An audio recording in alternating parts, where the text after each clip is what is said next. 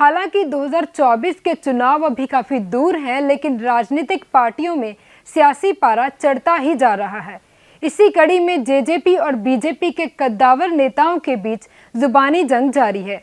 आखिर इस लड़ाई में किसने किसकी खिल्ली उड़ाई है, चलिए देखते हैं। जेजेपी और बीजेपी ऐसी पार्टीज हैं जो आए दिन अपने सियासी बयानों के चलते सुर्खियों में रहते हैं। इसी के चलते बीजेपी नेता व उचाना से पूर्व विधायक प्रेमलता एक बार फिर जेजेपी के राष्ट्रीय महासचिव दिग्विजय चौटाला की खिल्ली उड़ाती हुई नजर आई। इस जुबानी जंग में उन्होंने इस बार दिग्विजय चौटाला को उनकी पढ़ाई को लेकर एक तंज कसा है। उन्होंने कहा कि मैं तो सोच रही थी कि दिग्विजय चौटाला पढ़ा लिखा आदमी है, लेकिन ये तो सिर्फ 12वीं पास है। प्रेमलता ने बताया कि दिग्विजय की शिक्षा का खुलासा जींद उपचुनाव में हुआ था। साथ ही प्रेमलता ने यह भी कहा कि दिग्विजय चौटाला अपने बाप के बराबर की उम्र के व्यक्ति को चैलेंज करता है, जिस बात से उनका बचपना साफ झलकता है। उन्होंने कहा कि दिग्विजय की बातें बेशक बड़ी बड़ी हैं, लेकिन उनमें अभी भी बचपना है। बहरहाल देखना होगा कि दोनों पार्टियों के बीच चल रही इस जुबानी जंग का आखिर चुनाव में इन्हें क्या फायदा होने वाला है। Bureau report, daily post, Haryana.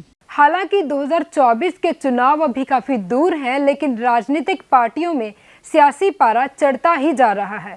इसी कड़ी में जेजेपी और बीजेपी के कद्दावर नेताओं के बीच जुबानी जंग जारी है।